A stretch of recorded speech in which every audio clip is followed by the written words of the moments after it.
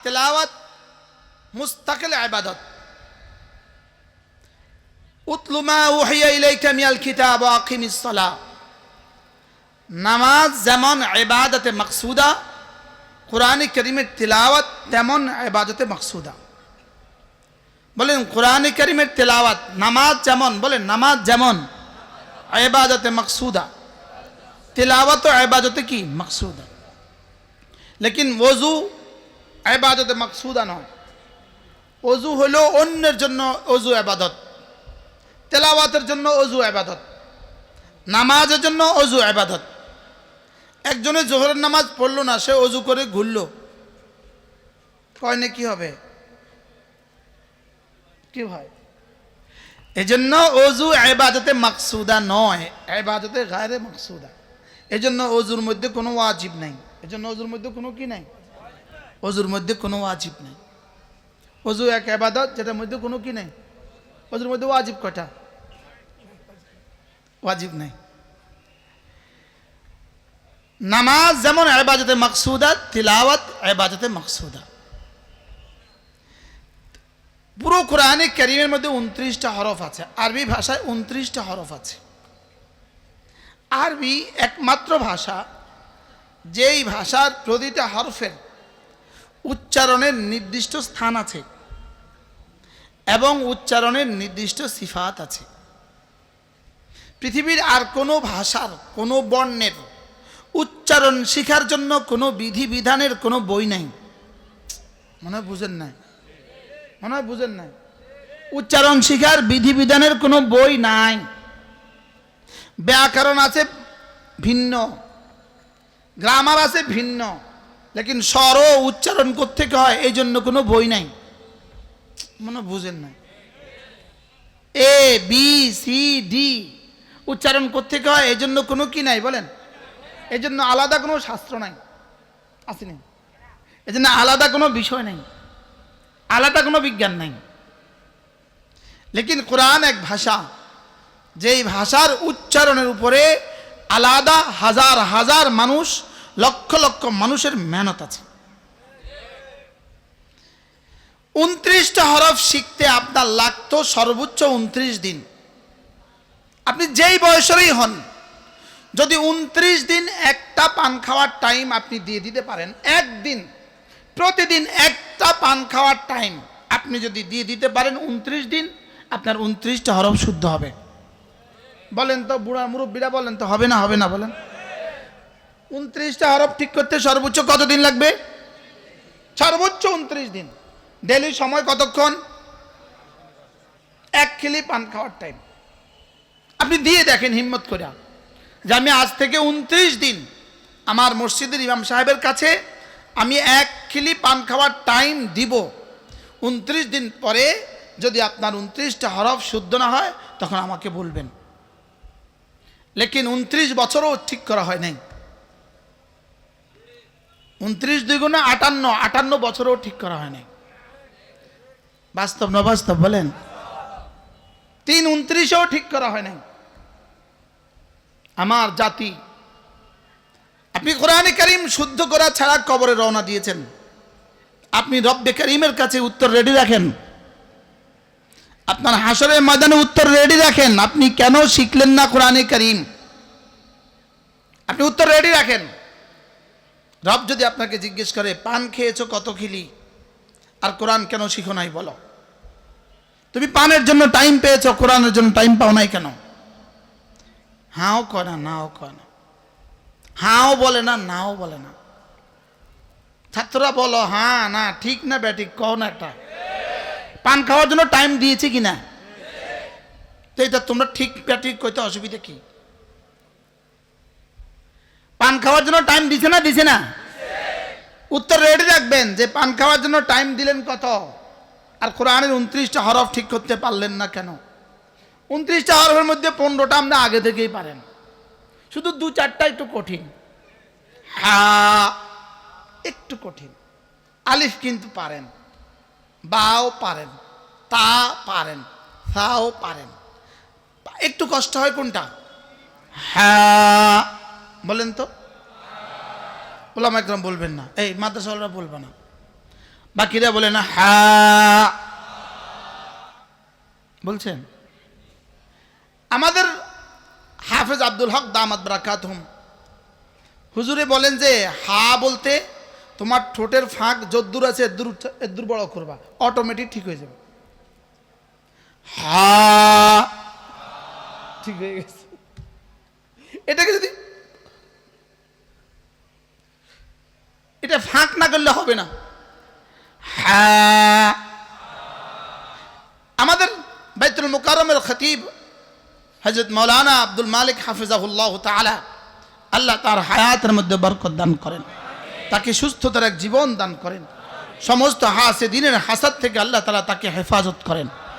তিনি সুন্দর করে বলেন, তিনি বলেন যে হ্যাঁ একটা বর্ণ আছে, এটা যদি ঠিক না হয় একজন মুসলমানের নামাজ কিয়ামত পর্যন্ত ঠিক হবে না।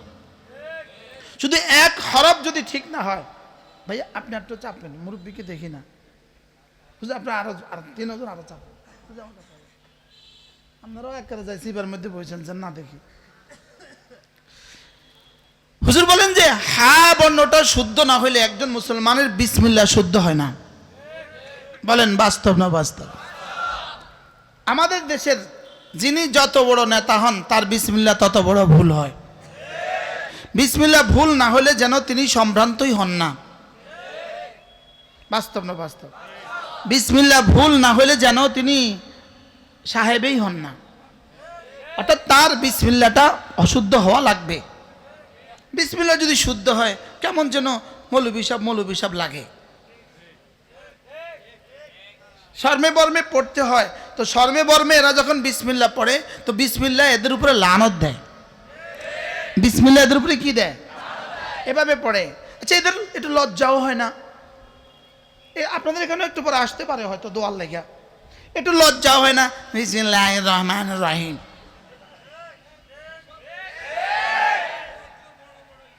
হ্যাঁ ঠিক হয়। কত বড় বড় স্টেজে বিসমিল্লাহটা এভাবে পড়ে।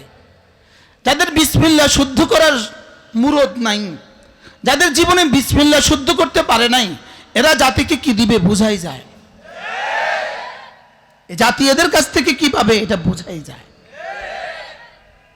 এজন্য এদের কাছ থেকে কিছু আশা করা মানে মান্দার গাছ থেকে আঙ্গুর আশা করা। যারা বিসমিল্লাহ শুদ্ধ করতে পারে নাই, বলেন। এখন আমার কথা হয়তো কারোর মনেও কষ্ট লাগতে পারে, লেকিন হাসরের ময়দানে উঠলে আপনি বুঝবেন যে আমার এই কথাটার সত্যতা কত। সেদিন আপনি টের পাবেন আপনার বাকি সব পারা এই না পারার সাথে তুলনায় কি আসে কি যায়। কি হয়? এরা সব পারে, বিজ্ঞান পারে, বাংলা পারে, ইংরেজি পারে, এরা আরো কত কিছু পারে, সব পারে, লেকিন এরা বিসমিল্লাহ পারে না। এরা ওই বুদ্ধিজীবীর মতো সব পারে, শুধু সাঁতার পারে না। কি বলেন? আর মাঝি কিছুই পারে না, শুধু কি পারে? মাঝি শুধু কি পারে? মাঝি বাংলা ব্যাকরণ পারে, ইংরেজি গ্রামার মাঝি পারে, হ্যাঁ, ভূগোল পারে, ইতিহাস পারে, কোন দেশের রাজধানী কোনটা এটা সে পারে, কোন দেশের ভাষা কোনটা এটা সে পারে, লেকিন সে কি পারে বলেন? এই যে মাছ দরিয়াতে যখন তুফান উঠছে, এবার সব পারনেওয়ালা ডুবে গেছে আর সাঁতার পারনেওয়ালা বেঁচে গেছে। কি এই জন্য আমাদের দেশেও আলহামদুলিল্লাহ আমরা মাদ্রাসাওয়ালারা আর কিছু না পারি, কমপক্ষে আমরা বিসমিল্লাহ পারি। কি হয়? শুধু বিসমিল্লাহ পারি, আর কিছু পারি না। আমরা কমপক্ষে কোরআনে কারীম পারি, যেটা না হলে মানুষ হয় না। যেটা না হলে রব এদেরকে মানুষ বলতেই রাজি না। রব একে মানুষ বলে না। বানানেওয়ালা কোরআন ছাড়া কাউকে মানুষ বলে না। বলেন, বানানেওয়ালা কোরআন ছাড়া কাউকে কি বলে না? বলেন, বানানেওয়ালা মানুষ বলে না। আমি বলবো কেন? বানানেওয়ালা মানুষ বলে না, বানানেওয়ালা এটাকে মানুষ বলে না। যে কোরআনের ছোঁয়ায় বেড়ে উঠে নাই, কোরআনের বিশ্বাসে বিশ্বাসী হয় নাই, কোরআন দিয়ে তার জিন্দেগি সাজায় নাই, রব তাকে মানুষ বলে না। রব তাকে কি বলে না? রিজালুন লা তুলহিহিম তিজারাতুন ওয়ালা বাইউন আন যিকরিল্লাহ ওয়া ইকামিস সালাহ وإيتاء الزكاة يخافون يوما تتقلب فيه القلوب والأبصار রব্বুল আলামিন বলেন মানুষ শুধু তারা পৃথিবীর কোন ব্যস্ততা রব থেকে গাফেল করে না যাকে মানুষ হলো সে সুবহানাল্লাহ রব থেকে যে কখনোই গাফেল হয় না বলেন রব থেকে যে কখনোই কি হয় না বলেন এই জন্য আল্লাহ তাআলা বলেন যে রব থেকে গাফেল হয় তাকে তুমি কখনো নেতা বানাবা না কি বলছে বলেন তো যে রব থেকে গাফেল বলেন তাকে কি তুমি কি বানাবা না ফালা তুতি মান আগফালনা কলবহু আন যিকরিনা ইব্রাহিম সাহেব পাগলারে কইছেন হাক্কা লড়াইতো না আল্লাহ আমরা হায়াত দারাজ করি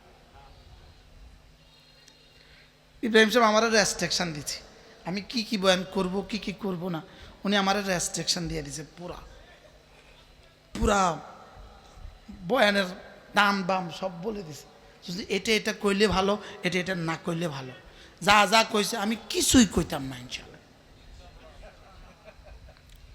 ঠিক আছে না এত কষ্ট করে মাহফিলের আয়োজন করে আমরা আমাদের স্বাধীনতা মতো কইলে কেমন হইব ওনাদের মতো করে কইতে হইব কি বলেন এজন্য রিজালুন লা তুলহিম তিজারাতু ওয়ালা বাইউন আন যিকরিল্লাহ জিকির থেকে গাফেল রব্বে কারীম বলেন এটা মানুষ না জিকিরওয়ালা রব বলেন এটাই শুধু মানুষ সুবহানাল্লাহ বলেন জিকিরওয়ালা এটা শুধু কি এজন্য আল্লাহ তাআলা বলেন ওয়ালা তুতি মান আগফালনা কলবহু আন যিকরিনা যে জিকির থেকে গাফেল খবরদার তুমি তার পেছনে যেও না বলেন যে জিকির থেকে গাফেল বলেন সে ডাকলে যেও না সে কিছু বললে শুনবা না যে জিকির থেকে গাফেল তাকে তুমি নেতা বানাবা না বলেন যে জিকির থেকে গাফেল জোরে বলেন যে জিকির থেকে গাফেল তাকে কি বানাবা না বলেন জিকিরের এক নাম্বার তরজমা হলো ঈমান জিকিরের দুই নাম্বার তরজমা কোরআন জিকিরের তিন নাম্বার তরজমা নামাজ জিকিরের চার নাম্বার তরজমা হলো জিকিরের চার নাম্বার তরজমা জুমা জিকিরের পাঁচ নাম্বার তরজমা পুরা শরীয়তে ইসলাম জিকিরের ছয় নাম্বার তরজমা আজকারে মাসনুনা জিকিরের সাত নাম্বার তরজমা জিকির ও আজকার সুবহানাল্লাহ বলেন কয়টা তরজমা করছি 60টা প্রতিটার পক্ষে আমার কাছে একটা একটা করে আয়াত আছে জিকিরের এক নাম্বার তরজমা হলো ঈমান বলেন জিকিরের এক নাম্বার তরজমা কি জিকিরের দুই নাম্বার তরজমা হলো কোরআন জিকিরের তিন নাম্বার তরজমা হলো নামাজ জিকিরের চার নাম্বার তরজমা হলো জুমা জিকিরের পাঁচ নাম্বার তরজমা হলো ঈদের নামাজ জিকিরের ছয় নাম্বার তরজমা পুরা শরায়ে ইসলাম ইসলামী পুরা শরীয়ত হলো জিকিরের তরজমা জিকিরের সাত নাম্বার তরজমা হলো আওরাদে মাসনুনা জিকিরের 8 নাম্বার তরজমা হলো আমরা যেকে জিকির বলতে বুঝি জিকিরের 9 নাম্বার তরজমা চোখের সহি ইস্তেমাল জিকিরের তরজমা কানের সহি ইস্তেমাল জিকিরের তরজমা হাতের সহি ইস্তেমাল জিকিরের তরজমা সুবহানাল্লাহ বলে জিকির মানে শুধু সুবহানাল্লাহ হ্যাঁ এটা জিকিরের 1000 ভাগের এক ভাগ এটাও জিকির বলেন ওয়ামা আল্লামনাহু আশ-শি'রা ওয়ামা ইয়ানবাগী লাহু ইন হুয়া ইল্লা যিকরুন ওয়া কুরআনুম মুবিন রব্বুল আলামিন বলেন আমি আমার রাসূলকে কবিতা শিখাই নাই শুধু জিকির শিখিয়েছি সুবহানাল্লাহ বলেন আমি হাবিবকে কি শিখাই নাই কবিতা শিখাই নাই কোরআন শিখিয়েছি তাহলে এখানে জিকির মানে কোরআন এখানে জিকির মানে কি এবার দেখেন ওয়ালা যিকরুল্লাহি আকবার এখানে জিকির মানে হলো নামাজ আকিমিস সালাতা লিযিকরি এখানে জিকির মানে জিকরে কলবি সুবহানাল্লাহ ওয়ামান আরাদা আন যিকরি এখানে জিকির মানে পুরা শরায়ে ইসলাম শরীয়তের এক এক বিধিবিধান জিকির শরীয়তের এক এক বিধিবিধান কি তাহলে বলেন সমস্ত ফরায়েজ জিকির সমস্ত ওয়াজিবাত জিকির সমস্ত সুনান জিকির সমস্ত মুস্তাহাব্বাত জিকির সমস্ত নওয়াফিল জিকির সুবহানাল্লাহ এবার আল্লাহ তাআলা বলেন ওয়ালা তুতি মান আগফালনা কলবহু আন যিকরিনা যার কলব আমার জিকির থেকে গাফেল খবরদার তুমি তার পেছনে যাবা না এজন্য আপনি নেতা নির্বাচনের জন্য এক নাম্বার দেখতে হবে সে কোরআন পড়তে পারে কিনা বলেন নেতা নির্বাচনের জন্য এক নাম্বার কি দেখতে হবে বলেন আরো জোরে বলেন নেতা নির্বাচনের জন্য এক নাম্বার দেখতে হবে কি বলেন সে কোরআন পড়তে পারে কিনা আন্নাল কুরআন ইসমুন লিন-নাজমি ওয়াল মানা দুই নাম্বার দেখতে হবে সে কোরআন বুঝে কিনা সুবহানাল্লাহ বলেন সে কোরআন পড়তে পারে কিনা বলেন, কোরআন পড়তে পারে কিনা, 2 নম্বরে কোরআন বুঝে কিনা, 3 নম্বরে কোরআন মতে চলে কিনা। সুবহানাল্লাহ বলেন, সে কোরআন মতে কি চলে কিনা। একজন মহিলা একটা মহিলা সাহাবিয়া, ইনার চুলের সাথে আরেক মহিলার চুল দিয়া নিজের চুলে বেনি বাঁধছে। আরেক মহিলার চুল দিয়া কি করতে বলেন, নিজের চুলের সাথে মিলাপ। এখন বাজারে অন্য মেয়েদের চুলের খোপা পাওয়া যায়, চুল দিয়া খোপা বানাইছে, এরকম খোপা পাওয়া যায় কিনা? এগুলো পরা ঠিক নয়, এটা নিষেধ, এটা নিষিদ্ধ। তো একজন সাহাবী হযরত আব্দুল্লাহ ইবনে মাসউদ রাদিয়াল্লাহু তাআলা আনহু ওই মহিলাকে বললেন, তুমি যে এই কাজটা করেছো, তুমি যে তোমার চুলের সাথে চুল মিশিয়েছো, এটা হারাম। এটা কি? ওই মহিলা কি বললেন, ইন্নী আতলুল কোরআন, আমি তো কোরআন তেলাওয়াত করি, আমি তো কোরআনে কারিমে কোথাও পেলাম না এটা হারাম, এটা তো আমি কোথাও পাই নাই। তুমি এটা কি বললা, এটা হারাম তুমি কেমনে বললা? আমি তো কোরআন শরীফ পড়ি, আমি তো কোরআনে এটা হারাম পাই নাই, তুমি এটা পেলে কোথায়? তো হযরত আব্দুল্লাহ ইবনে মাসউদ রাদিয়াল্লাহু তাআলা জবাবে বললেন, আমা তালাউতে ইয়া আমাতাল্লাহ, আল্লাহর বান্দি তুমি কি এই আয়াত পড়োনি? মা আতাকুমুর রাসূলু ফাখুযুহু ওয়া মা নাহাকুম আনহু ফান্তাহু, রাসূল যা করতে বলেছেন তা করো, রাসূল যা ছাড়তে বলেছেন তা ছাড়ো। এটা কি তুমি পড়োনি? বলে হ্যাঁ আমি এটা তো পড়ছি। তাহলে এটার মধ্যে ওটা আছে। রাসূল বলেন লানাল্লাহুল ওয়াসিলাতা ওয়াল মুস্তাওসিলা, যে চুলের সাথে চুল মিলায় তার উপরে আল্লাহর লানত। তাহলে চুলের সাথে চুল মিলায়, নিজের চুলের সাথে আরেকজনের চুল মিলালে রাসূল বলেন তার উপরে আল্লাহর লানত। তাইলে বোঝা গেছে এটা রাসূল অপছন্দ করেছেন, রাসূল নিষেধ করেছেন, আর কোরআনে রাসূলের নিষেধাজ্ঞাকে মানতে বলেছে। তাইলে বোঝা গেছে এটা কোরআনে আছে। আরে সুবহানাল্লাহ বলেন, এটা কি আছে বলেন, কোরআনে আছে। তাহলে এবার বলুন তো দেখি, নেতা নির্বাচনের জন্য 1 নম্বর বিষয় কি? সবাই বলে না। এই জন্য এই পোস্টারগুলো দেখলে আর এই ছবিগুলো দেখলে কারোর হৃদয়ে যদি ঘৃণাবোধ না আসে, তাহলে তার ইমানের সমস্যা আছে, তার ইমানের সমস্যা আছে, তার ইমানের সমস্যা। আরে বলেন ইমানের সমস্যা, বলেন নিজের ইমান বাঁচান, নয় নিজের ইমান বাঁচান, বলেন নিজের ইমান বাঁচান। আবার বলেন ইমান বাঁচান। কি বাঁচাবো বলেন? আমার ইমান বাঁচান, আপনার ইমান বাঁচান। যে বিসমিল্লাহির রহমানির রহিম শুদ্ধ করে পড়তে পারে না, সে জাতিকে কি সংশোধন করবে? সে জাতির কি আইন রচনা করবে? সে জাতির কি আইন রচনা করবে? সে জাতিকে কি দিবে? যে কোরআনে কারীম বিশুদ্ধ পারে না। এজন্য এখানে যতজন আছেন প্রত্যেকে নিয়ত করেন, আজ থেকে আপনি কোরআন শরীফ শুদ্ধ করবেন। আমরা এতদিন বলতাম ছেলেদেরকে পড়াবেন, আচ্ছা ছেলেদেরকে পড়াইলো, উনি পড়লো না, উনি আসরের ময়দানে কি জবাব দিবে? মনে হয় বুঝেন না। ছেলেকে পড়াইলো, উনি পড়লো না, উনি কি জবাব দিবে হাসরের ময়দানে?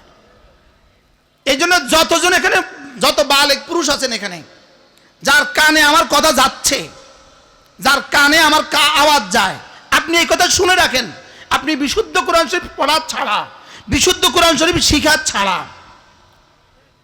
হ্যাঁ কেন না কেন, আপনি শুদ্ধ করে কোরআন শরীফ পড়া ছাড়া, আপনি হার আইন আর কাফের উচ্চারণ, সাদ আর দাদের উচ্চারণ ঠিক করা ছাড়া আপনি কবরে রওনা দিয়েছেন, আপনি ফিডার জন্য তৈরি থাকেন। এতদিন আদর করে কইতাম, এতদিন কি করে কইতাম? আদর করেই কইতাম না, আদর করার আর কোনো সুযোগ নাই। আপনি আপনাকে জিজ্ঞেস করেন, আপনি জীবনে কত খিলি পান খেয়েছেন, আপনাকে জিজ্ঞেস করেন। আপনি আপনাকে জিজ্ঞেস করেন কত খিলি, কত কাপ চা খেয়েছেন। আপনি আপনাকে জিজ্ঞেস করেন বাজারে টাইম কত দিয়েছেন। আপনি আপনাকে জিজ্ঞেস করেন দোকানের সামনে আপনি কতদিন বসছেন। আপনি জীবনে সব পারলেন, আপনি কোরআন শরীফ ঠিক করতে পারলেন না কেন? কি হয়, মনে কষ্ট পাইছেন নাকি না? একটা শব্দ যেটা বলছিলাম, হযরত মাওলানা আব্দুল মালিক হাফিজাহুল্লাহ তাআলা, আল্লাহ তাকে সুস্থতার জীবন দান করেন, সমস্ত হাসিদিন থেকে আল্লাহ তাকে হেফাজত করেন। তিনি বলেন যে হা একটা বর্ণ, হা, এটা যদি কারোর অশুদ্ধ হয়, তার বিসমিল্লাহ অশুদ্ধ, তার সূরা ফাতিহা অশুদ্ধ, তার রুকুর তাসবিহ অশুদ্ধ, রুকু থেকে দাঁড়ানোর তাসবিহ অশুদ্ধ, সিজদার তাসবিহ অশুদ্ধ, তার তাশাহুদ অশুদ্ধ, তার সবটাই অশুদ্ধ। বাস্তব না বাস্তব? সে দাঁড়ায় বলছে সুবহানাকাল্লাহুম্মা,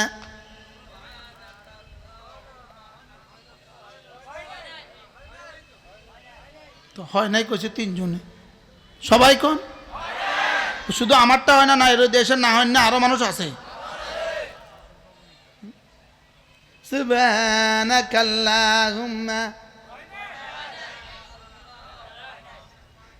তাহলে কি পড়তে হবে? সুবহানাকাল্লাহুম্মা, হা হা, সুবহানাল্লাহ সুবহানাল্লাহ। এবার দেখবেন আমাদের যাদের হা শুদ্ধ আছে, যারা আমরা পারি হা যাদের শুদ্ধ আছে, তারা যখন নামাজের পরে তসবিহটা পড়ি তারা কেমনে পড়ি? সুবহানাল্লাহ সুবহানাল্লাহ সুবহানাল্লাহ সুবহানাল্লাহ সুবহানাল্লাহ সুবহানাল্লাহ। কার হিসাব সেও পড়ে সুবহানাল্লাহ সুবহানাল্লাহ সুবহানাল্লাহ। উনি মস্ত করায়, উনিও পড়ে সুবহানাল্লাহ সুবহানাল্লাহ সুবহানাল্লাহ, উনিও এভাবে পড়ে সুবহানাল্লাহ সুবহানাল্লাহ সুবহানাল্লাহ সুবহানাল্লাহ, আলহামদুলিল্লাহ আলহামদুলিল্লাহ আলহামদুলিল্লাহ আলহামদুলিল্লাহ। হা গেল কই? সুবহানাল্লাহ সুবহানাল্লাহ সুবহানাল্লাহ সুবহানাল্লাহ সুবহানাল্লাহ। আল্লাহর নবী বলেন, খুল্লাতান লাম ইয়ামাল বিহিমা আবদুম মুসলিম, কোন মুসলমান এই দুই অভ্যাস করবে না, ইল্লা দাখালাল জান্নাহ, তবে যেই করবে সোজা জান্নাতে চলে যাবে। রাসূল বলেন, হুমা ইয়াসির, এই দুই আমল বড় সহজ। ওয়া মান ইয়ামাল বিহিমা কালিল, তবে করনেওয়ালা মানুষের সংখ্যা অনেক কম, করনেওয়ালা মানুষের সংখ্যা অনেক কম। এবার রাসূল বলেন 5 ওয়াক্ত নামাজের পরে সুবহানাল্লাহ 10 বার, আলহামদুলিল্লাহ 10 বার, আল্লাহু আকবার 10 বার। আল্লাহর নবী বলেন এভাবে হবে 30 বার, 5 নামাজে হবে 150 বার, মিজানে উঠে যাবে 1500 বার। সুবহান, লেকিন হা শুদ্ধ করা লাগবে, বা কলকলা করা লাগবে। বা কলকলা না করলেও কিন্তু ফরজ তরক হবে না, লেকিন হা যদি উচ্চারণ ঠিক না হয় তাহলে কিন্তু ফরজ তরক হয়ে গেছে। ঠিক আছে না? তাইলে কিন্তু সব শেষ।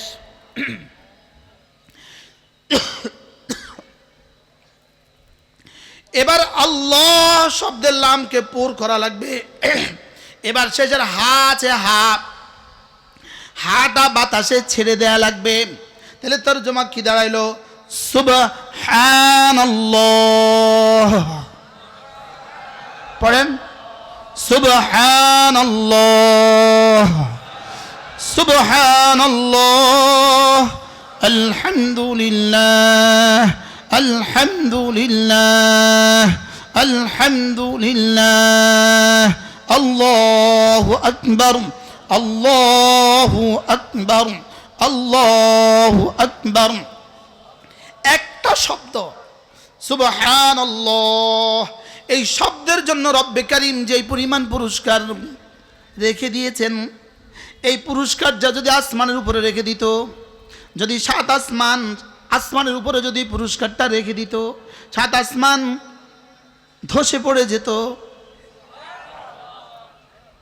আপনি বলবেন আমার বিশ্বাস হয় না, তা আপনার বিশ্বাস না হলে আমার কি করার আছে? হ্যাঁ বলেন না, বিশ্বাস হয়? আবার বলেন বিশ্বাস হয়? কুল মা ইনদাল্লাহি খায়রুম মিনাল লাহবি ওয়া মিনাত তিজারা। রব্বুল আলামিন বলেন, তোমার ঈমান ও আমলের বরকতে আমার কাছে যা রাখা আছে তা সারা দুনিয়ার সমস্ত ব্যবসার চেয়েও শ্রেষ্ঠ, সারা দুনিয়ার সমস্ত তামাশার চেয়েও শ্রেষ্ঠ। কুল মা ইনদাল্লাহ, সুবহানাল্লাহর বিনিময়ে রব্বে কারীমের কাছে যা আছে, সুবহানাল্লাহর বিনিময়ে যা আছে, এক সুবহানাল্লাহর জন্য রব যা রেখে দিয়েছেন, আল্লাহর কসম 7 আসমান 7 জমিনের চেয়েও শ্রেষ্ঠ। না, এটা কদ্দুর, এটা বলার কোনো ভাষা পৃথিবীর কোনো জবানের নাই। লেকিন আপনি ওই শব্দটাই ঠিক করলেন না। ঘড়ি কই দেখেন, 6:26 বাজে। কয়টা? আমরা এখন শুদ্ধ করে এক নিঃশ্বাসে একবার করে 10 বার পড়ব। 6:26, সুবহানাল্লাহ সুবহানাল্লাহ সুবহানাল্লাহ সুবহানাল্লাহ সুবহানাল্লাহ সুবহানাল্লাহ সুবহানাল্লাহ সুবহানাল্লাহ সুবহানাল্লাহ সুবহানাল্লাহ আলহামদুলিল্লাহ আলহামদুলিল্লাহ আলহামদুলিল্লাহ আলহামদুলিল্লাহ আলহামদুলিল্লাহ আলহামদুলিল্লাহ আলহামদুলিল্লাহ আলহামদুলিল্লাহ আলহামদুলিল্লাহ আলহামদুলিল্লাহ আল্লাহু আকবার আল্লাহু আকবার আল্লাহু আকবার আল্লাহু আকবার আল্লাহু আকবার আল্লাহু আকবার আল্লাহু আকবার আল্লাহু আকবার আল্লাহু আকবার আল্লাহু আকবার। এখন 6:27। কয় মিনিট? সর্বোচ্চ 1 মিনিট 15 সেকেন্ড। 1 minute 15 second. এবার স্লোগান দেন, 1 মিনিটে জান্নাত। কয় মিনিটে জান্নাত? হাদিসের বুখারী মুসলিম ছাড়া বাকি প্রায় সবগুলো হাদিসের কিতাবে আছে। সবগুলো হাদিসের কিতাবে 10 বার 10 বার 10 বার পড়বা, এভাবে হয়ে যাবে 30 বার। 5 নামাজে হয়ে যাবে 150 বার। মিজানে উঠে যাবে 1500 বার। পুরস্কার দাখালাল জান্নাত, সোজা জান্নাতে চলে যাবা। লেকিন পড়ার সৌভাগ্য আমার সব দিন হয় না। সব নামাজের পরে পড়ার সৌভাগ্য হয় না। বাস্তব না বাস্তব? হ্যাঁ, আজ থেকে পড়বো তো।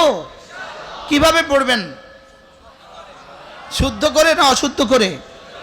হাকিমুল উম্মত মুজাদ্দিদে মিল্লাত আশরাফুল্লাহ ওয়াল্লাহু মারকাদা তিনি বলতেন, একবার সুবহানাল্লাহর নেকি যদি সারা পৃথিবীর সব মানুষ একসাথে দেখতো, কলিজা ফেটে মরে যেত।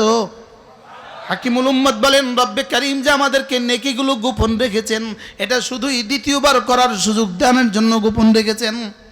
দ্বিতীয়বার করার জন্য সুযোগ পায়, এজন্য গোপন রেখেছে। সুবহানাল্লাহ বলেন। কি ভাই, একবার আম গাছে যদি আম ধরলে সব 10 বছরের আম যদি একসাথে ধরতো, আর আম গাছ যদি ভাঙ্গা যেত, তা আগামী বছর ধরতো কেমনে? কি ভাই, তাহলে আমারে গোপন রাখছে কি লিগা? আগামীবার কি আবার বলার লেগা। এজন্য হযরত মাওলানা খলিল আহমদ চারণপুরী রহমতুল্লাহ আলাইহি তার বিখ্যাত কিতাব ইকমামুস সিয়ামের মধ্যে লিখেছেন, আমি একবার সুবহানাল্লাহ বলার পরে এটা কবুল হয়েছে কিনা আমি বুঝবো কিভাবে? তিনি বলেন, দ্বিতীয়বার বলার তৌফিক হইলেই বুঝবা প্রথমবার কবুল হয়ে গেছে। কি ভাই, দ্বিতীয়বার বলার তৌফিক হলে কি বুঝবা? প্রথমবার কি হয়ে গেছে? কবুল হয়ে গেছে। হ্যাঁ, আমার কথা তো দূরে চলে যাচ্ছে। এজন্য মেরে ভাইও, কোরআনে কারীমের সাথে দিল লাগানো, কোরআনকে বিশ্বাস করা, 1 নম্বরে কোরআনের উপরে ঈমান আনা। যারা মুসলিম হয়ে কোরআনের বিভিন্ন বিষয়ের উপরে ইশকাল করে, আপত্তি করে, মুসলিম হয়ে বলে এটা কোরআনে নাই, ওটা কোরআনে নাই, ওটা কোরআনে নাই, মূলত এদের গলা নাই, কোরআনে সব আছে। কি ভাই, মেঘনা নদীতে হাঁস গলা দিয়ে কি খুঁজে? শামুক খুঁজে, ঝিনুক খুঁজে, তো ক্লান্ত হয়ে গেছে। শেষে হাঁস কি বলে? নদীর তলা নাই। আসলে নদীর তলা নাই না, হাঁসের গলা নাই। এজন্য এখন যারা আমাদের উপরে বিভিন্ন আশকাল ছুড়ে দিচ্ছেন, এরা কি পারবে? এরা কি ইসলামী হুকুমত করতে পারবে? আসলে এদের গলা নাই। এদের কি নাই বলেন? এদের কি নাই? এদের গলা নাই। এদের গলা নাই। নদীর তলা ঠিক মতোই আছে। ইনশাআল্লাহ আমরা ঠিক মতোই পারবো। আমরা কি পারবো? একবার দিয়েই দেখেন, একবার দিয়েই দেখেন না আমরা পারি না, পারি না। কি বলছি বলেন না? একবার অন টেস্ট দিয়ে দেখেন না, উলামা ইকরাম পারে না, পারে না। ইনশাআল্লাহ উলামা ইকরাম পারবে। বলেন কি? উলামা ইকরাম কি পারবে ইনশাআল্লাহ। 800 বছরের ইসলামী হুকুমত উলামা ইকরাম পারছে। ভারতে 200 বছরের ইসলামী হুকুমত উলামা ইকরাম পারছে। আরে পারছে না, পারছে না বলেন? ইনশাআল্লাহ বাংলাদেশেও পারবে ইনশাআল্লাহ। বলেন ইনশাআল্লাহ। বারহাল, তাইলে কোরআনে কারীমের উপরে 1 নম্বর হলো কি? আমানার রাসূলু বিমা উনজিলা ইলাইহি মিন রাব্বিহি ওয়াল মুমিনুন। 1 নম্বর হলো বিশ্বাস করা। এই কথা আমাকে বিশ্বাস করতেই হবে। আমি বুঝি আর না বুঝি, আমি পারি আর না পারি, কোরআনের সব সমস্যার সমাধান আছে এবং পরিপূর্ণভাবে আছে। এটাকে আমাকে বিশ্বাস করাই লাগবে। বলেন, এটাকে আমাকে বিশ্বাস কি করাই লাগবে। আপনার যদি অর্থনীতির উপরে আশকাল আসে, না কোরআনে অর্থনৈতিক সমস্যার কথা আছে। আপনার যদি রাষ্ট্রনীতিতে সমস্যা লাগে, না কোরআনের সমাধান আছে।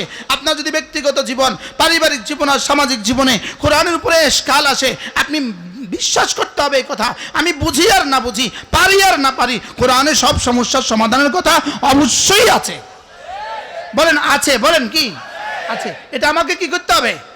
এটা আমাকে বিশ্বাস করতে হবে। আপনি যদি এর উপরে আপত্তি ছুড়ে দেন, এর উপরে যদি অস্বীকার করো তো আপত্তি ছুড়ে দেন, ঈমান নাই। অস্বীকার করলে কি নাই বলেন?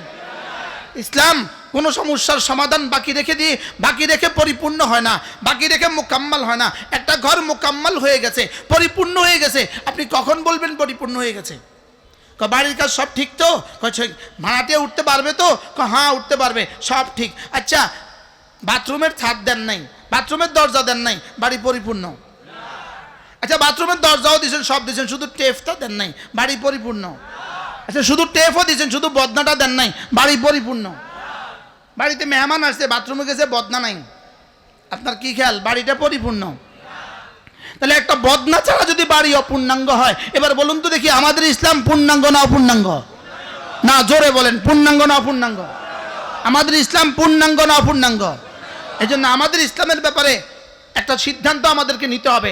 আমাদের ইসলামেই একমাত্র ধর্ম। বলেন, ইসলাম একমাত্র ধর্ম। আগে বলতাম ইসলাম সর্বশ্রেষ্ঠ ধর্ম, এখন এটার সাথে যোগ করব ইসলাম একমাত্র ধর্ম।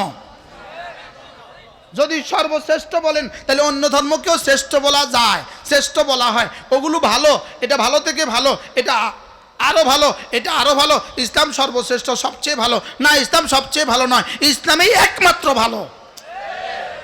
আর কোনোটা কি নাই বলেন? এই জন্য ইসলাম সর্বশ্রেষ্ঠ ধর্ম না একমাত্র ধর্ম? হ্যাঁ, ইসলাম একমাত্র ধর্ম। আর আমাদের নবীজি সর্বশেষ নবী। আমাদের নবীজি কি? আমাদের বাচ্চাকে একথা শিখাতে হবে। আমাদের প্রাইমারি স্কুলের প্রত্যেকটা বাচ্চাকে একথা শিখাইতে হবে। আল্লাহ একজন, এটা শিখাইতে হবে। ইসলাম একমাত্র ধর্ম, এটা শিখাইতে হবে। আমাদের নবীজি সর্বশ্রেষ্ঠ নবী, এটাও শিখাইতে হবে। সর্বশেষ নবী, এটাও শিখাইতে হবে। আচ্ছা, আমি আপনাদেরকে একটা কথা বলি। যেমন আজকের এই দিনে, আজকের দিনটাতে আমার সোনার বাংলা এই গানটা আপনারা কে কতবার গাইছেন? জোরে বল, না গাইলে কন একবারও না। মুরব্বীরা কন চাই, গতকালকে কবার গাইছেন? এর আগের দিন 2024 সালে, 2023 সালে, 2022 সালে? আচ্ছা, সূরা ফাতিহা আজকে কয়বার পড়ছেন? প্রতিদিন পড়তে হয় 32 বার। বলেন কতবার?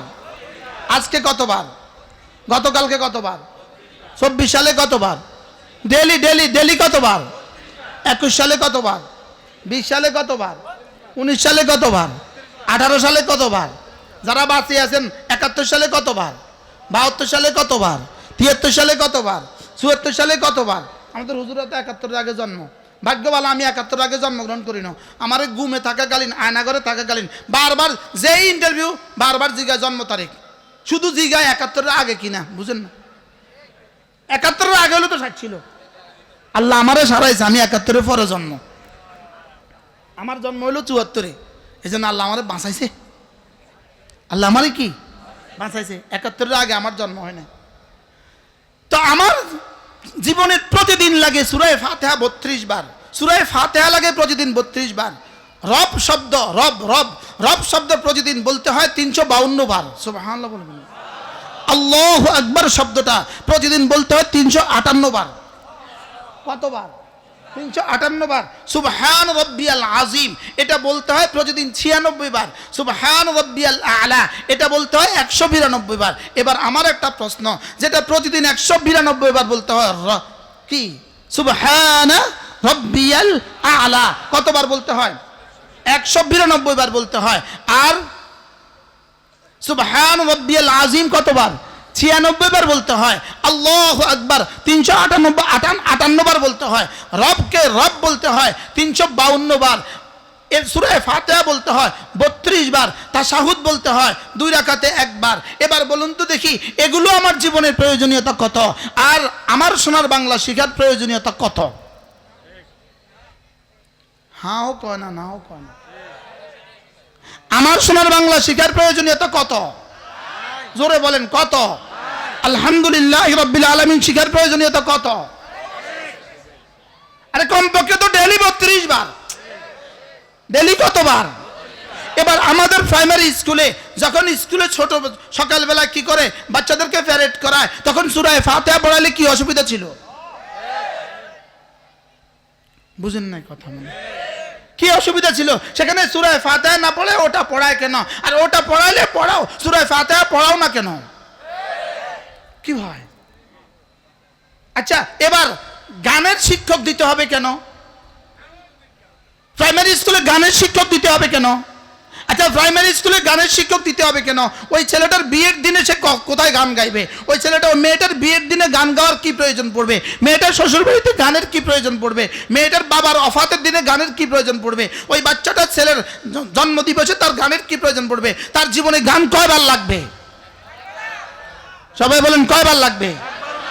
আমার প্রাইমারি স্কুলে যে বাচ্চাটা প্রাইমারি ক্লাস 5 পাস করে অটো চালাবে, তার গান জীবনে আর কবে প্রয়োজন পড়বে? যে বাচ্চাটা প্রাইমারি পাস করে রিক্সা চালাবে, তার আর গান কবে প্রয়োজন পড়বে? যে বাচ্চাটা সুইপার হবে, তার আর গান কবে প্রয়োজন পড়বে? আচ্ছা, যে ডিসি হবে, তার আর গান কবে প্রয়োজন পড়বে? তাইলে বোঝা গেছে যেটা জীবনে কখনোই প্রয়োজন পড়বে না, সেজন্য আপনি কোটি কোটি ডলার বরাদ্দ দিয়ে শিক্ষক নিয়োগ দিতে গেলেন কেন? আর যেটা তার জীবনে প্রত্যেকদিন 32 বার দরকার, এটা আপনি শিক্ষক নিয়োগ দিতে ভুলে গেলেন কেন? কি হয়? কোনটা দরকার ছিল, কোনটা দরকার ছিল না বলেন? হ্যাঁ বলেন, গানের শিক্ষকের দেওয়ার দরকার ছিল না বলেন? আবার বলেন, গানের শিক্ষক দেওয়ার কি ছিল না? তাহলে আমরাও সিদ্ধান্ত নেন, তোমরা যে স্কুলে গানের শিক্ষক নিয়োগ দিয়েছ, যে স্কুলের জন্য গানের শিক্ষকের বরাদ্দ দিয়েছ, আমরা গানের শিক্ষকের কাছে দিয়া আমাদের বাচ্চাগুলোকে আর ধ্বংস করতে চাই না, আমরা সেখানে দিব না, আমরা সাফ আমাদের বাচ্চাগুলোকে নুরানি মাদ্রাসা দিয়ে দিব। কি ভাই, নিয়ত ঠিক করছেন তো ইনশাআল্লাহ? একদিকে সুবিধা হয়েছে, একদিকে কি হয়েছে? দেখতে দেখতে দেখবেন এই প্রাইমারি স্কুলের শিক্ষকেরা আপনাদের বাড়িতে আইসা আইসা আপনাদের মিন্নতি মাংবে, হাত জোড় করবে, আমাদেরকে আপনার বাচ্চাটা দেন না, আমার চাকরি গেল। সে আপনার বাচ্চাকে শিক্ষিত বানাবার জন্য আপনার ঘরে আসে নাই, তার চাকরি বাঁচাবার জন্য, তার পেট বাঁচাবার জন্য আপনার ঘরে আসে। কি ভাই, বাস্তব না বাস্তব? কি তাহলে যে আপনার ছেলেকে শিক্ষা নেওয়ার জন্য সে যে আপনার ঘরে আসছে, আপনার বাচ্চাকে শিক্ষিত বানাবার জন্য? কি লেগে বলেন? আরে নিজের পেট বাঁচাবার জন্য আসছে। নিজের কি বাঁচাবার জন্য আসছে বলেন? তাহলে যে শিক্ষার উদ্দেশ্য শুধু পেট, এই শিক্ষা দিয়ে জাতি জীবনে কখনো শিক্ষিত হবে না। যে শিক্ষার উদ্দেশ্য শুধু কি বলেন? পেটটা ছাড়া এখানে আর কি উদ্দেশ্য? আপনি ওই শিক্ষককে চা খাওয়ান, পান খাওয়ান, বসান, বলে স্যার কি লেগে আছেন একটুক্ষণ, কয় স্কুলে ছাত্র নাই, চাকরি টিকতো না। বাস্তব না বাস্তব? তাহলে সে আপনার ছেলেটাকে ডিসি বানাবার জন্য আপনাদের ঘরে আসছে, ডাক্তার বানাবার জন্য ঘরে আসছে, আপনার ছেলেটাকে প্রফেসর বানাবার জন্য ঘরে আসছে। সে এসে বুঝাইছে আমাদের স্কুলে অনেক ভালো পড়াশোনা, আমাদের এখানে দিলেই এ প্লাস পাবে, এ প্লাস পাইলেই ভালো কলেজে যাবে, ভালো কলেজে গেলেই ভালো ইউনিভার্সিটি যাবে, ভালো ইউনিভার্সিটিতে গেলেই সে বিসিএস করবে, বিসিএস করে সে ডিসি হবে। আপনার ছেলেকে ডিসি বানাবার জন্য আসছি, এটা জিজ্ঞেস করেন ওই স্কুলের টিচার কি বলবে? না, আমি এত গরজ, আমি আসি নাই, আমি আসছি আমার পেটের লেগা।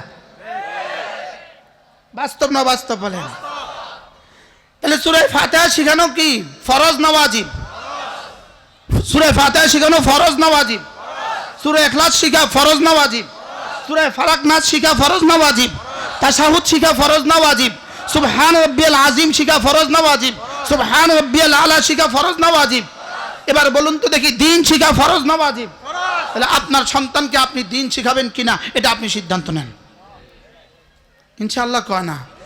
না, কলিজা হাত দিয়ে সিদ্ধান্ত নেন। বলেন ইনশাআল্লাহ। যারা বিয়ে করে নাই তারাও সিদ্ধান্ত নাও, বলো ইনশাআল্লাহ, বলো ইনশাআল্লাহ। বহুত মৌলবীকে দেখছি, এই কয়েকদিন আগে আমি এক মৌলবীকে দেখছি, ওনার মেয়ে ডাক্তার, মৌলবী, ওনার মেয়ে ডাক্তার, অহংকারের সাথে বলছে মেয়েও ডাক্তার, জামাতাও ডাক্তার। আমি দিলে দিলে ইস্তেগফার করছি এবং ধিক্কার দিয়েছি তাকে। রব তোমাকে জিজ্ঞেস করবে তোকে এলেম দিয়ে কি করছিলাম, তোকে এলেম দিয়ে কি করছিলাম, তুই যে তোর এলেমের কদর করলি না। আমরা 10 ভাই বলেন আলহামদুলিল্লাহ। আমরা একটা ভাই ইউনিভার্সিটিতে পড়ার খুব চেষ্টা করছে। আব্বা বলতেছে আমি দিতাম না, আমি দিব না। পরে বলতেছে, অন্যরা বলতেছে কেন, বলতেছে 9টা কি আমার নিজের ছেলে নি, আরে ওটারে কি আমি পাল কাঞ্জিনি। কি বলছে বলেন, ওটা কি আমার পালক নাকি না, ওটা তো আমারই ছেলে, আমি ওটাকে ধ্বংস করবো কেন? এই জন্য আমি বলি যে কোনো শিক্ষায় শিক্ষিত করেন আপনার সন্তানকে, লেকিন আপনার সন্তানকে আগে দিন শিখান। বলেন দিন শিখান, বলেন দিন শিখান। প্রতিটা মসজিদে মক্তব কায়েম করেন। স্কুলগামী বাচ্চাগুলোকে দিন শিখাবার ব্যবস্থা করেন। স্কুলগামী প্রত্যেকটা বাচ্চাকে মক্তব লাজেম করে দেন। ফজরের পরে 2 ঘন্টা মক্তব লাজেম করেন। ইমামদের পায়ে ধরে বলি, ইমামরা মসজিদে মক্তব কায়েম করেন, মসজিদে মক্তব কায়েম করেন। এই মক্তব শিক্ষা যদি না থাকে, আমাদের এই সেকুলার শিক্ষা ব্যবস্থার কারণে আগামী প্রজন্মের প্রত্যেকটা বাচ্চা নাউজুবিল্লাহ বদ্দিন হবে আর নাস্তিক হবে। দিনদারের ঘরে নাস্তিক হবে, আর ওলামায়ে কেরামের ঘরে নাস্তিক হবে, তাবলীগওয়ালার ঘরে নাস্তিক হবে, যদি আপনার সন্তানকে আপনি দিন না শিখান। এজন্য ইমাম সাহেবান, আপনি মক্তব পড়াইতে যদি অপছন্দ করেন, আপনি যদি বলেন আমি কি মক্তবের হুজুর, আমাদের এক বিখ্যাত বুজুর্গ ছিলেন, নোয়াখালী ইসলামিয়া আলিয়া মাদ্রাসার হেড মুহাদ্দিস ছিলেন হযরত মাওলানা নাসিরউদ্দিন রাহমাহুল্লাহ তাআলা। আমাদের এই লক্ষ্মীপুরেই বাড়ি, আপনাদের পেছনেই বাড়ি, চন্দ্রগঞ্জের ওদিকে বাড়ি। হুজুরের জীবনের শেষ দিন পর্যন্ত বুখারী পড়িয়েছেন, আবার জীবনের শেষ দিনও নূরের মক্তব পড়াইছেন। কি ভাই, মক্তব পড়ানোকে কি মনে করবেন না? ওলামায়ে কেরাম ছোট মনে করবেন না, মক্তব পড়ানোকে ছোট মনে করবেন না। আজকে সকালে আমি এক মক্তবে গিয়েছিলাম, আজকে সকালে আলহামদুলিল্লাহ আমি সিদ্ধান্ত নিছি আমার ইউনিয়নের প্রত্যেকটা মসজিদের সাথে আমি মক্তব কায়েম করব। প্রত্যেকটা মক্তবের ওস্তাদের জন্য আমি আমার পক্ষ থেকে বেতন বরাদ্দ করব ইনশাআল্লাহ। আপনারাও ফিকির করেন ইনশাআল্লাহ, বলেন ইনশাআল্লাহ, বলেন ইনশাআল্লাহ। মসজিদে ইমামের বেতন 10,000, আমি আমার পক্ষ থেকে দিব 3,000, আর লাজেম করে দিব 2 ঘন্টা সকালবেলা বক্তব্য পড়াইতে হবে। আমার পক্ষ থেকে মুহাফেজ থাকবে, মুনাজাত থাকবে, নেগরান থাকবে ইনশাআল্লাহ। তারা গিয়ে মোটরসাইকেলে গিয়ে দেখে আসবে পড়ানো হয় না। আমরা ইনশাআল্লাহ সিলেবাস দিয়ে দিব। আব্দুল মালিক হাফিজাহুল্লাহ তাআলা এর জন্য সিলেবাসও তৈরি করে দিয়েছেন ইনশাআল্লাহ। আল্লাহ তাআলা তৌফিক দান করেন। প্রতিটা মসজিদে আমরা মক্তব কায়েম করব, বলেন ইনশাআল্লাহ, বলেন আবার বলেন ইনশাআল্লাহ, বলেন আবার বলেন। মক্তব কায়েম করবেন তো ইনশাআল্লাহ? মসজিদের ইমাম নিয়োগ দেওয়ার দিন প্রথম দিনে বলে দিবেন ইমাম মুয়াজ্জিন নিয়োগ দেওয়া, আমাদের এখানে মক্তব চালাইতে হবে, মক্তব চালাইতেই হবে। দেশ বাঁচাইতে হলে মক্তব চালাইতেই হবে, আমাদের দেশটা বাঁচাইতে হলে আমাদেরকে মক্তব চালাইতেই হবে। আজ থেকে 68 বছর আগে হযরত মাওলানা আবুল হাসান নদভী রাহমাহুল্লাহ তাআলা তিনি রেঙ্গুনে এক বয়ান করছিলেন, ইউটিউবে আর ফেসবুকে ওই বয়ান পাওয়া যায়। হযরত আবুল হাসান আলী নদভী রাহমাহুল্লাহ তিনি রেঙ্গুনে বার্মার মুসলমানদের সামনে এক বক্তৃতা দিয়েছিলেন। তিনি সেদিন বলেছিলেন, তোমাদের বাচ্চাদেরকে মক্তবে পাঠাও, তোমাদের বাচ্চাদেরকে দিন শিখাও, তোমাদের যুবকদেরকে তবলিগে বাইর করো, বাচ্চাদেরকে দিন শিখাও। যদি এটা না করো আমি দেখছি অচিরেই তোমরাও হারাবা, ইসলামও হারাবা আর দেশও হারাবা। হয়েছে না বলেন? আমরাও আপনাদের সামনে চিৎকার করে হাত জোর করে বলছি, বাচ্চাকে দিন শিখান, নাই বাচ্চা হারিয়ে যাবেন। এই বাচ্চাও ইহুদিদের দাবার গুটি হবে, এই বাচ্চাও নাসারাদের দাবার গুটি হবে, এই বাচ্চা গণতন্ত্রের জন্য জীবন দিয়ে দিবে। কি ভাই, দিছে না দেয় না? কিসের জন্য জীবন দিতেছে? পোস্টার লাগাবার জন্য জীবন দিতেছে। একজনের পোস্টার লাগায় গেছে, আরেকজনের পোস্টার উপর দিয়ে লাগাইছে, মারামারি করে জীবন দিয়ে দিছে। বাস্তব না বাস্তব? হইতেছে না বলেন? তার পাবলিসিটি মারামারি করে জীবন দিয়ে দিছে। লা ইয়াদরিল কাতিল লিমা ইয়াকতুল ওয়া লা ইয়াদরিল মাকতুল লিমা ইউকতাল। কাতিল জানে না কেন হত্যা করছে, মাকতুল জানে না সে কেন নিহত হচ্ছে। বাস্তব না বাস্তব বলেন? হত্যাকারী জানে না সে কেন হত্যা করছে, আর নিহত ব্যক্তি সেও জানে না সে কেন নিহত হচ্ছে। এই যদি হয় আমাদের দৃশ্য, আজকে 2% ছাত্র মাদ্রাসায় নাই, 98% ছাত্র স্কুলে যাচ্ছেন।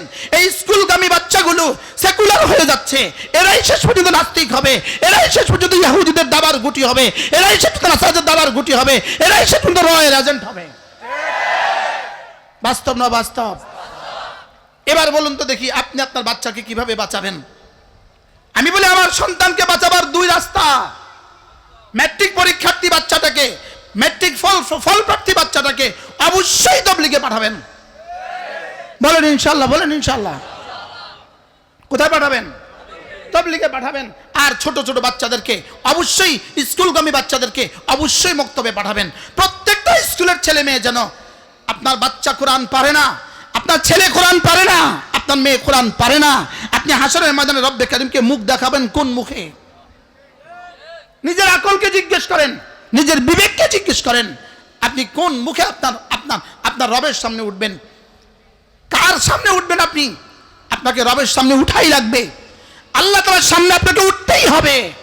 আপনার জীবনের হিসাব যেমন দিতে হবে, আপনার স্ত্রীর হিসাব আপনাকে দিতে হবে, আপনার সন্তানদের হিসাব আপনাকে দিতে হবে। ওদের হাতে মোবাইল দিলেন, ওদের হাতে মোবাইল দিয়ে দিলেন।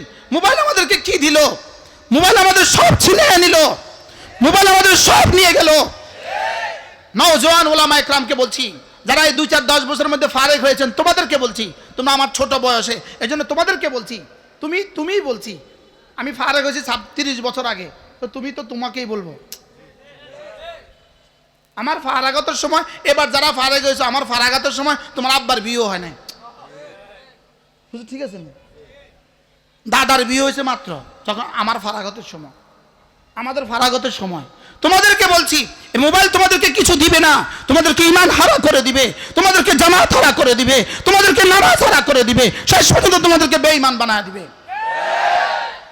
এই মোবাইল তোমাদেরকে কি দেয়? দিল কি? তোমাদের হাতে আজকে তসবিহ তোমাদের হাতে শরম লাগে, তসবিহ তো তোমাদের কাছে শরম লাগে, মেসওয়াক তো তোমাদের কাছে শরম লাগে, লেকিন এক একজনের কাছে দুই মোবাইল। বলেন না বাস্তব না বাস্তব? হুজুর আমি কি করবো, আমি তো আমার কথা যেতেই পারছি না। আমি তো ভাবছিলাম পুরা সূরাতুল বালাগটা তেলাওয়াত করবো আজকে, শুধু এক আয়াতের কারণে। এই আয়াত আমি বাছাই করছি। আমি হুজুর এখানে বসছিলাম, বসে ভাবছিলাম কি পড়বো আজকে। শুনে নিছি এটা তাফসীরুল কোরআন মাহফিল, পরে আমি এই সূরাটা ঠিক করছি।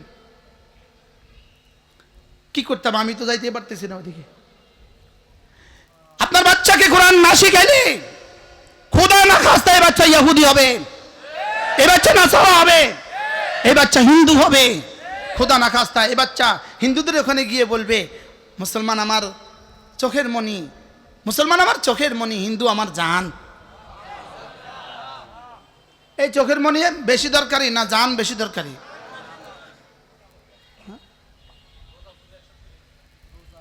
একসাথে হয়ে যাবো, একসাথে হয়ে যাবে।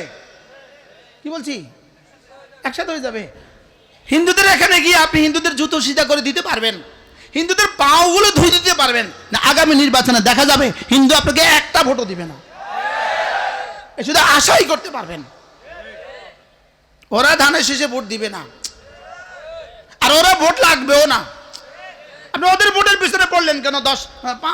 5%, এটা না হলেও তো হবে। ওদের ভোটের জন্য আপনি ঈমান হারাইতে গেলেন কেন? কি ভাই, এলো কত গেল কত? আমাদের অলিপুরি দামাত বারাকাতুম বলেন, এলো কত গেল কত, হিসাব কষলে আইসে কত গেছে কত। আচ্ছা আপনি যাই এত ফার্মপট্টি দিলেন হিন্দুদেরকে, এই পর্যন্ত এতে আপনার কি কি লাভ হয়েছে? এ পর্যন্ত কয়জন হিন্দু আপনাদের ফর্ম পুরা করছে? মাতে না। কয়জন হিন্দু এ পর্যন্ত বলছে হুজুর আমরা স্যার আপনাদের সাথে আমরা আছি? আর যদি এখন কয়ও নির্বাচনের দিন দেখবেন কয়জনে ভোট দেয়। কি হয়? অতএব ঈমান বাঁচান, ঈমান বাঁচান, ঈমান বাঁচান।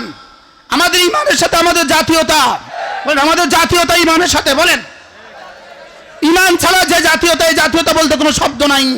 ঈমান ছাড়া যে স্বাধীনতা, এই স্বাধীনতা বলতে কোনো শব্দ নাই। ঈমান ছাড়া যে শান্তি, শান্তি বলতে কোনো শব্দ নাই। ঈমান ছাড়া আর ইসলাম ছাড়া যে সাম্য, এটা সাম্য নয়, সাম্যের নামে ধোঁকাবাজি। এটা কি বলেন? এটা সাম্য না, সাম্যের নামে ধোঁকাবাজি। এটা সাম্য নয়, এটা সাম্যের নামে ধোঁকাবাজি। এটা সাম্য নয়।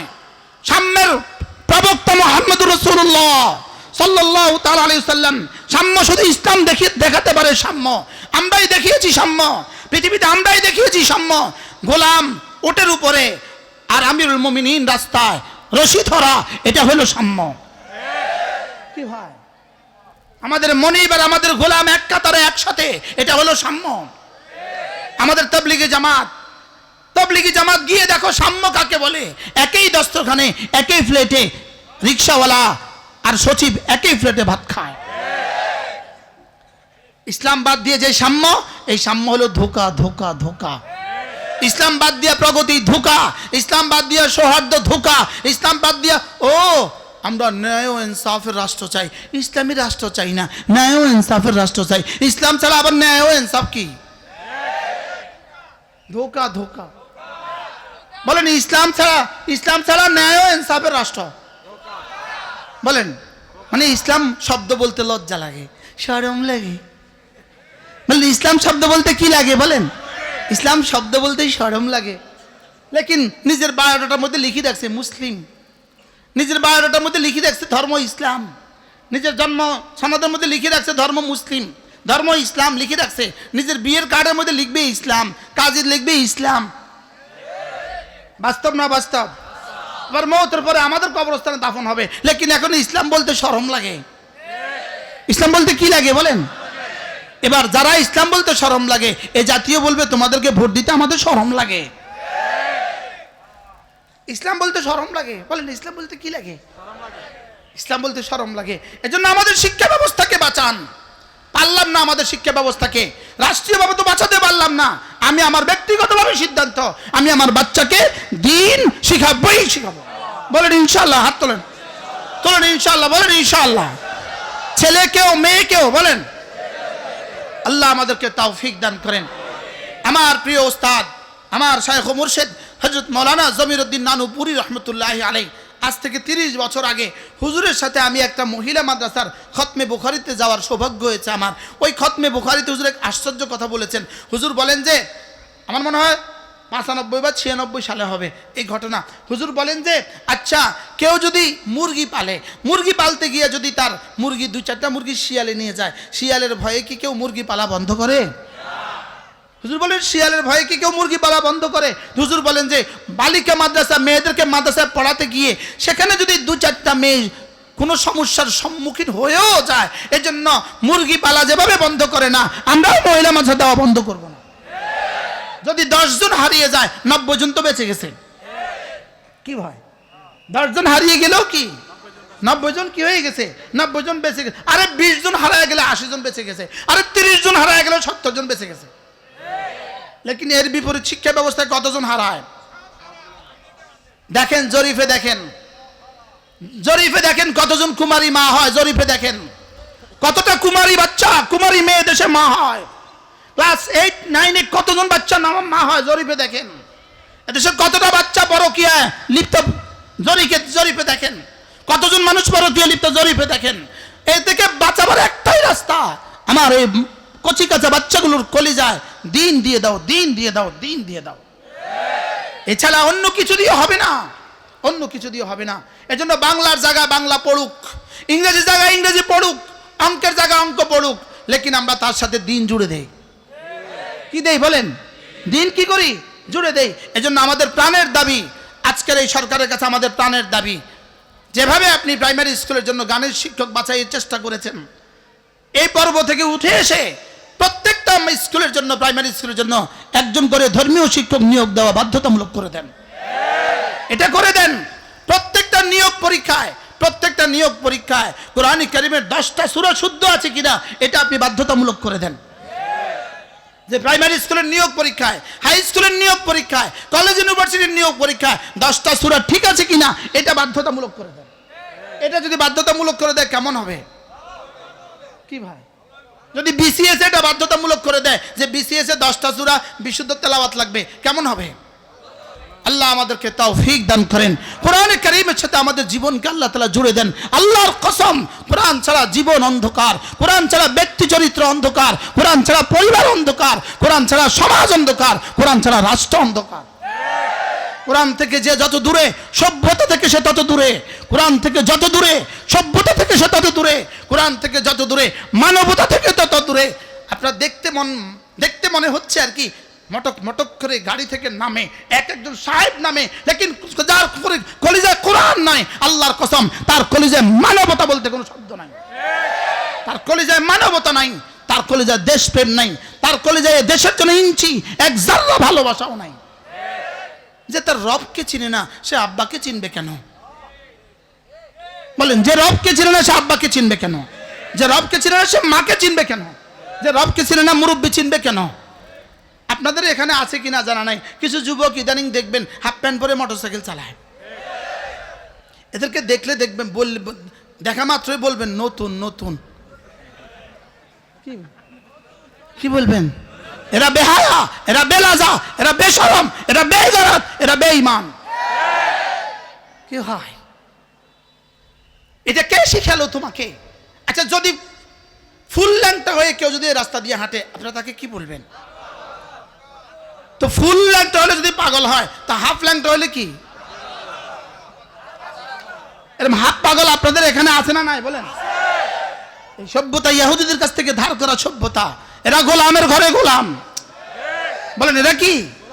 দেখবেন কিছু মানুষ আছে চুল এদিকে শেভ করে, এদিকে শেভ করে, এদিকে বড় করে রাখে। এরকম কিছু ডিজাইন আছে না নাই বলেন?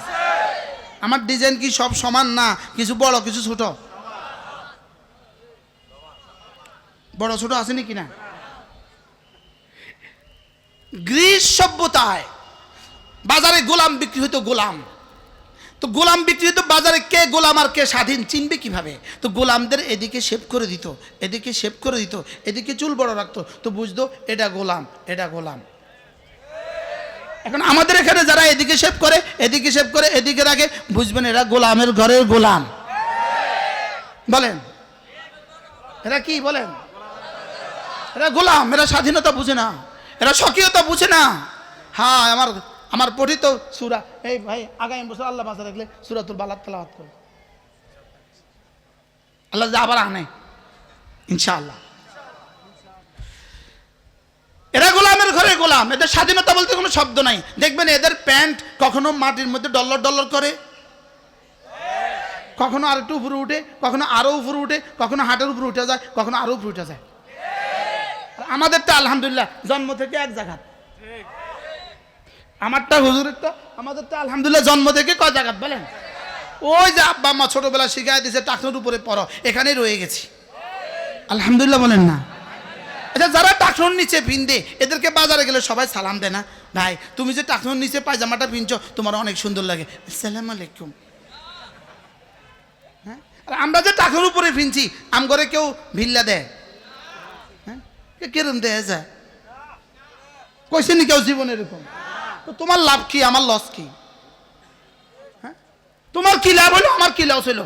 আমি যে টাকনুর উপরে পড়লাম, আমার মন চায় আমি এখানে দাঁড়ায়া দেখাইতাম আমার পায়জামাটা কোন জায়গায়, মনে চায় দেখাইতাম।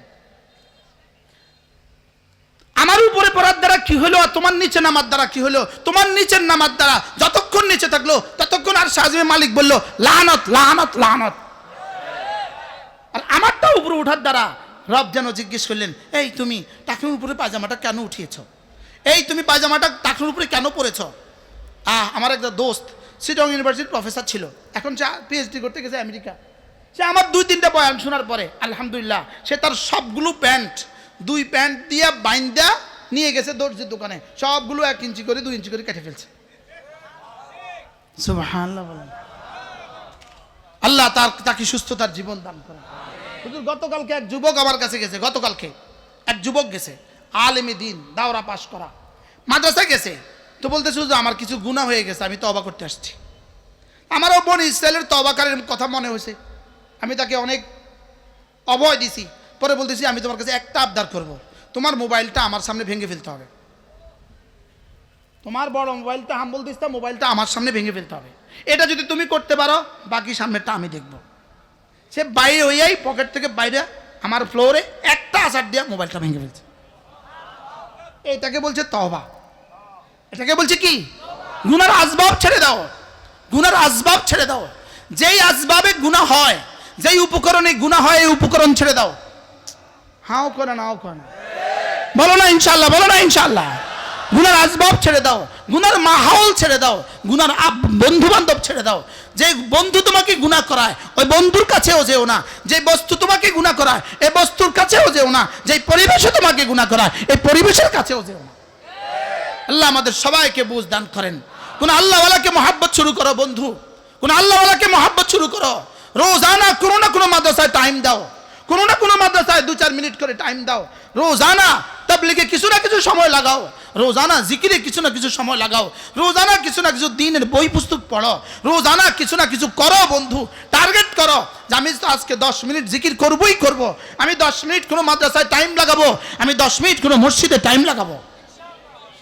বলো ইনশাআল্লাহ।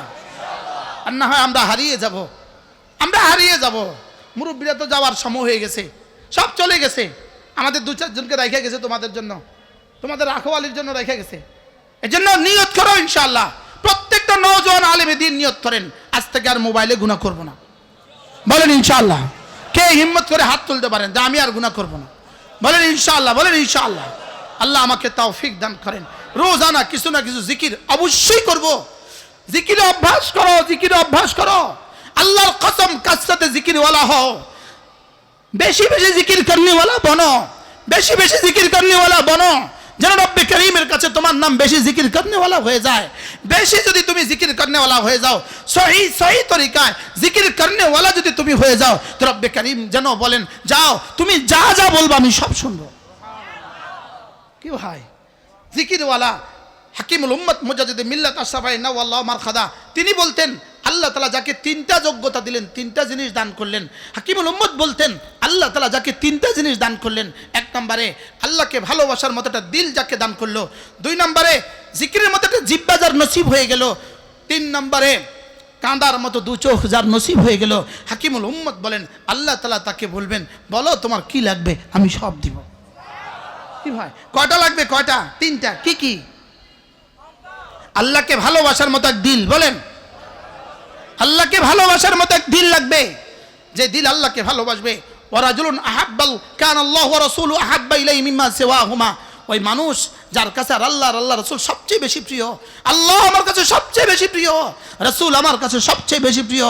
আল্লাহ তাআলার এক এক হুকুম আমার কাছে সারা দুনিয়ার চেয়ে বেশি প্রিয়, রাসূলের এক এক সুন্নাহ আমার কাছে সারা পৃথিবীর চেয়ে বেশি প্রিয়। এটাকে নিজের নিজ সিদ্ধান্ত নাও যে আমি আল্লাহকে ভালোবাসবো, রাসূলকে ভালোবাসবো, আল্লাহর এক এক হুকুমকে জিন্দেগিকে মানবো, রাসূলের এক এক সুন্নাহকে জীবনে মানবো। একটা সুন্নতকেও আমি জেনে বুঝে কোন সুন্নত আমি ছাড়বো না ইনশাআল্লাহ। বলেন ইনশাআল্লাহ। যাদের দাড়ি রাখার অভ্যাস নাই, আজকের তাফসীরুল কোরআন থেকে নিয়ত করেন যে দাড়িও রাখবেন ইনশাআল্লাহ। বলেন ইনশাআল্লাহ।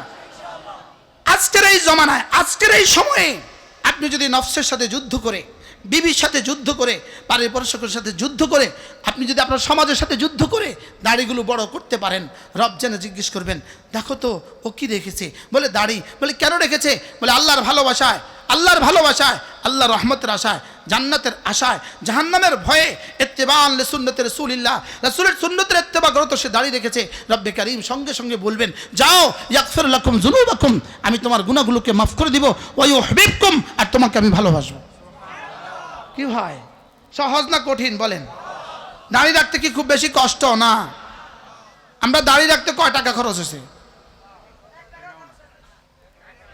যারা দাড়ি রাখছেন কন না, আচ্ছা যারা কাটে তাকে কয় টাকা খরচ হয়েছে? হ্যাঁ হুজুর আমাকে রাখতে কয় টাকা খরচ হয়েছে? এটা স্বয়ং আমার আর ওনার, আমাদের দুজনের পীর হযরত মাওলানা জমিরউদ্দিন নানুপুরি রহমাতুল্লাহ, তিনি একবার বলছেন দাড়ি রাখতে জীবনে 1 টাকাও খরচ হয় নাই, আর দাড়ি কাটেন না যত টাকা দাড়ি কাটার মধ্যে লাগছে তত টাকা জমা করলে হজ ফরজ হয়ে যেত। বাস্তব না বাস্তব? 10 বছরে দাড়ি কাটার টাকাটা যদি জমা হইতো হজ ফরজ হইতো না? এটা কোন থানা পড়ছে? সোনাইমুড়ি চাটখিল বাজারে একজন সাংবাদিক ছিল, ইনি ইংরেজি দৈনিকের সাংবাদিক ছিল। চাটখিল বাজারে তার একটা মিষ্টির দোকান ছিল আর সাংবাদিকতা করতো। ইনি একবার দল টাবা বদলকোটের ওইদিকে আমার এক মাহফিলে বসছে। মাহফিলে বছর পরে আমি এই কথাটা কইছি, হুবু এই কথাটা, যে আপনি দাড়ি কাটার টাকাটা যদি জমা করতেন আপনার হজের টাকা কি হয়ে যেত? ব্যবস্থা হয়ে যেত। আর বিড়ি খাওয়ার টাকাটা যদি জমা করতেন তো 3 বার হজ করতে পারতেন।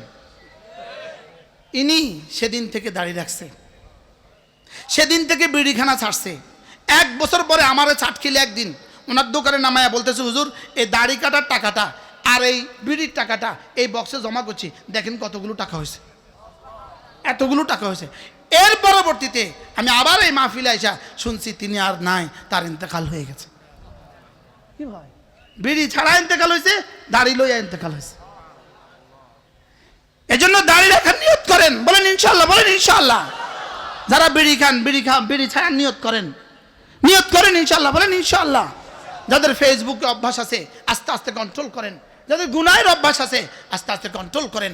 রোজানা কিছু না কিছু জিকিরের নিয়ত করেন, রোজানা কিছু না কিছু জিকিরের নিয়ত করেন। দোস্ত পায়ে ধরে বলি, রোজানা 6 তাসবিহ পাবন্দি করেন। আযাব আসতেছে, রোজানা 6 তাসবিহ পাবন্দি করেন। জামাতের সাথে নামাজ নিশ্চিত করেন, প্রত্যেকেই জামাতের সাথে নামাজ নিশ্চিত করেন যে ইনশাআল্লাহ আমি তো জামাতের সাথেই নামাজ পড়ব। একটু পরে দেখা যাবে যখন 7:15 আজান হবে, 7:30 জামাত হবে, তখন দেখা যাবে জামাতকে কি নিশ্চিত করছি। আজকে করবো ইনশাআল্লাহ। কোন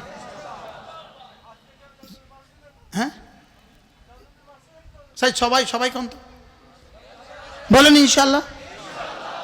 3-4 দিন আগে আমার কোথায় জানি বয়ান ছিল, মাগরিব পরে, তাই বলতেছি ভাই দরজাটা লাগান, ওই গেটটা লাগান, একজনও যেন যেতে না পারে। পুরা মজলিস নামাজ পড়ছে। সুবহানাল্লাহ। কোন জায়গায় জানি, আরে আজকে কি বার? এই গত সোমবারে এমন সময় সিরাজগঞ্জ আমার বয়ান ছিল। সিরাজগঞ্জ কোথায়? সিরাজগঞ্জ। আমি বলছি দরজা লাগাও, লাগায় দিয়েছে দরজা, পুরো মজলিস নামাজ পড়ছে। সবাই খুশিতে বাগ হয়ে গেছে, জীবনে কখনো হুজুরে এত বড় এশার নামাজ হয় নাই। কি হয়? পড়বো তো ইনশাআল্লাহ। ছাত্র ভাইরাও বলো, ছাত্ররাও বলো ইনশাআল্লাহ আজ থেকে জামাতে নামাজ পড়বো ইনশাআল্লাহ। স্কুল কলেজের বন্ধুরা বলো আজকে থেকে জামাতে নামাজ পড়বো ইনশাআল্লাহ। বলো ইনশাআল্লাহ, বলো ইনশাআল্লাহ। আল্লাহর কসম, যার 5 ওয়াক্ত নামাজ জামাতে পড়ার সৌভাগ্য হয়ে গেল, আল্লাহর কসম, দো জাহানের সৌভাগ্যের চাবি রব তার হাতে তুলে দিল। জামাতে নামাজ, বলো ইনশাআল্লাহ জামাতে নামাজ। আল্লাহ তাআলা তৌফিক দান করেন। 5 ওয়াক্ত নামাজের পরে মাসনুন আদিয়াগুলো পড়ে নেওয়া, অবশ্যই পড়ে নেওয়া। আয়াতুল কুরসি পড়ে নেওয়া, সূরা ফাতিহা পড়ে নেওয়া, সূরা ইখলাস ফালাক নাস পড়ে নেওয়া। মাগরিবে পরে সূরা ইখলাস ফালাক নাস 3বার পড়া। ফজরে পরে 3বার পড়া। ঘুমাবার সময় অবশ্যই সূরা ইখলাস পড়া, সূরা ফাতিহা পড়া, সূরা ফালাক পড়া। ঘুমাবার সময় আয়াতুল কুরসি পড়া। আল্লাহ তাআলা আমাদের সকলকে তৌফিক দান করেন।